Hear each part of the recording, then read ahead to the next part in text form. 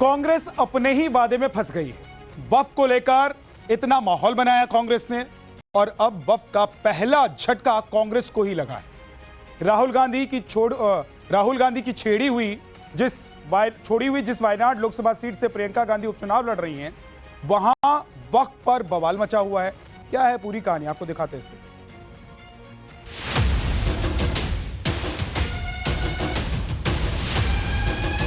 किसी के बाप की ताकत नहीं है कि हमारी जायदादों पर कब्जा कर ले। अगर ये बिल को जबरदस्ती थोपने की कानून बनाने की कोशिश की जाएगी, हम पार्लियामेंट के दीवार को हिला देंगे।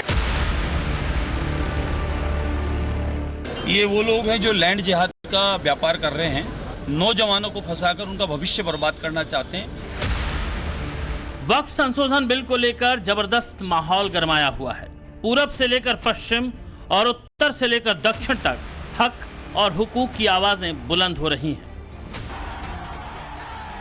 लेकिन इन आवाजों में केरल की आवाज प्रियंका गांधी और कांग्रेस को मुश्किल में डालने वाली समझ आ रही है। प्रियंका गांधी वायनाड से लोकसभा सीट के लिए उपचुनाव लड़ रही हैं।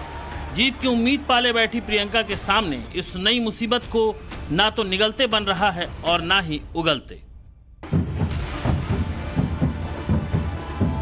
क्योंकि मुस्लिम तुष्टीकरण के चलते कांग्रेस वक्फ संशोधन बिल का विरोध कर रही है। लेकिन वायनाड में क्रिश्चियन कम्युनिटी ने वक्फ अधिनियम को रद्द करने या फिर संशोधित करने की मांग की है।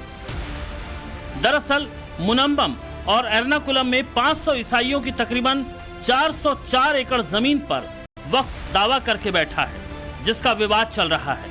ऐसे में क्रिश्चियन समुदाय का कहना है कि जो हमारी इन मुश्किलों में साथ होगा, हम उनके साथ होंगे। इसके लिए वायनाड निर्वाचन क्षेत्र के 1400 से अधिक प्रमुख पुजारियों, बिशपों और क्रिश्चियन कम्युनिटी के लोगों ने हस्ताक्षर अभियान चलाया है। आपको बता दें कि वायनाड की सीट पर ईसाइयों का वोट 14% है, जो कि किसी भी उम्मीदवार की जीत और हार में निर्णायक साबित हो सकता है। ऐसे में अब कांग्रेस के सामने मुश्किल हो गई है, क्योंकि केरल में 40% के करीब मुस्लिम वोटर हैं।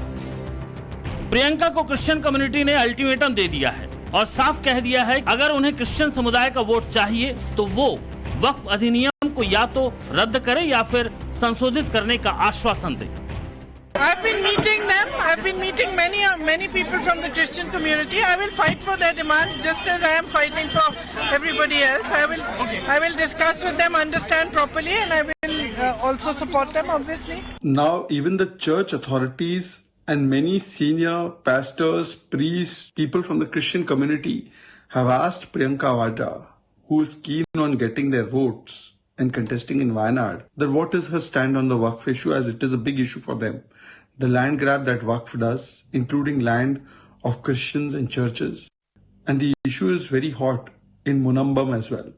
We have seen in Vijaypura how the land of farmers was taken away by Waqf, how it was given to them by the Karnataka Congress government. Priyanka Vadra must tell us. न सिर्फ प्रियंका बल्कि चुनावी मैदान में उतरे दूसरे उम्मीदवारों को भी इस कम्युनिटी का यही अल्टीमेटम है। बीजेपी ने प्रियंका के खिलाफ नाव्या हरदास को मैदान में उतारा है। विरोध में खड़ी क्रिश्चियन कम्युनिटी जिस मांग पर अड़ी है, वो बीजेपी के पक्ष में जाती है, क्योंकि वक्फ बोर्ड की मनमानी पर अंकुश लगाने के लिए ये संशोधन बीजेपी लेकर आई है। Definitely we are supporting them because BJP stands for equality.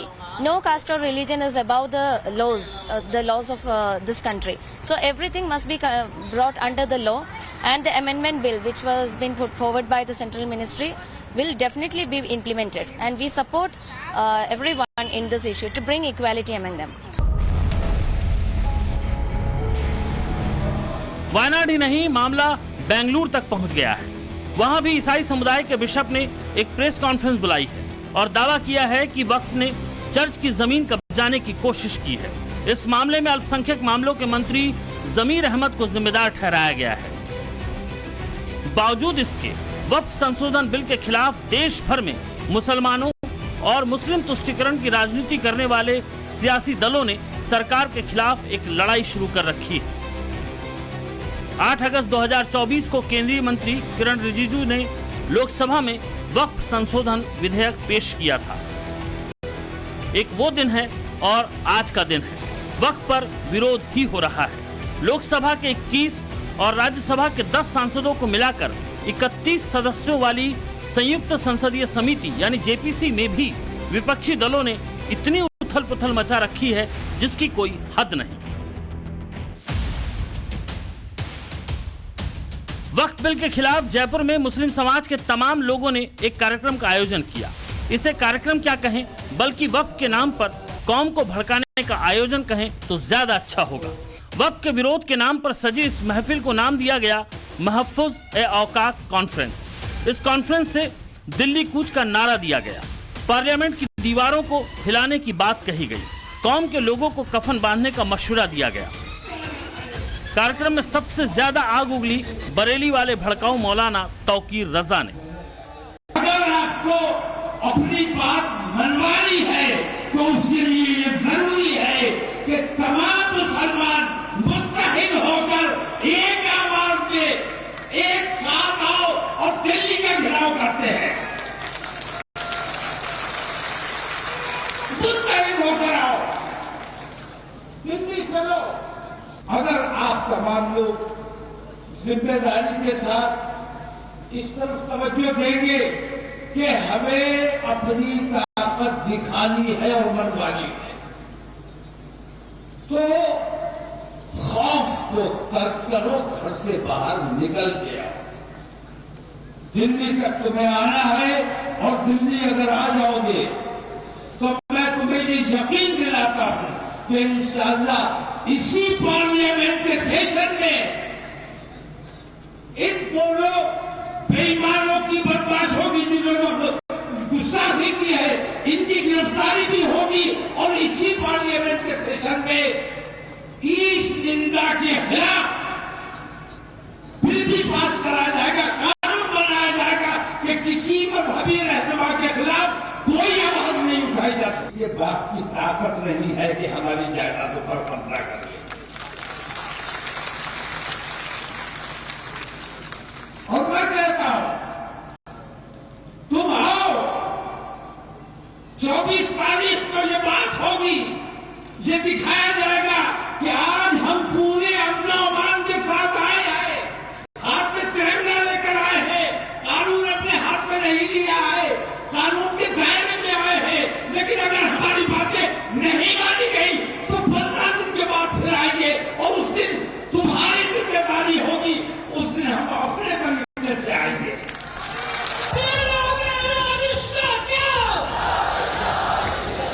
Tauqeer रजा ने भरे मंच से धमकी तक दे डाली और कह दिया कि मुस्लिम युवकों को कंट्रोल में रखा गया है। जिस दिन ये कंट्रोल से बाहर हो जाएंगे तो आपकी रूह कांप जाएगी। जहां आप जयपुर से चलो तो दिल्ली तक जाम होना चाहिए।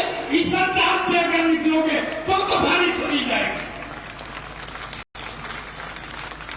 ये ऐसी तादाद में निकलो, तुम दिखाओ कि हमारी तादाद को छुपाते हो।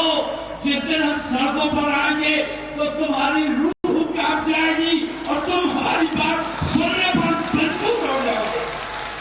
हमारे नौजवान बुज़दिल नहीं है, ये बात मैंने बार बार कही है कि हमारे उलमा ने, हमारे दानिशवरों ने, हमारे कायदीन ने अपने नौजवानों को कंट्रोल करके रखा है। जिस दिन ये नौजवान हमारे कंट्रोल से बाहर हो गए तो तुम्हारे बस की बात नहीं है कि इनको कब्जे में कर सको। जहर उगलने वाले इकलौते तौकीर रजा नहीं थे।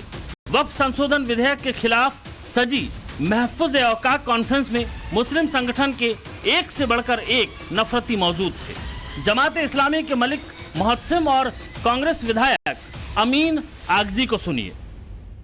मुसलमानों के साथ दोहरी नाइंसाफी की जा रही है, इसलिए बिल हमें मंजूर नहीं है।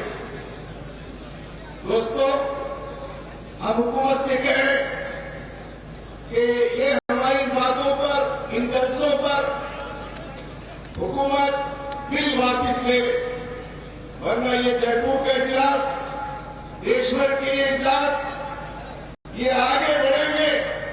अगर ये बिल पे जबरदस्ती थोपने की, कानून बनाने की कोशिश की जाएगी हम पार्लियामेंट के दीवार को हिला देंगे।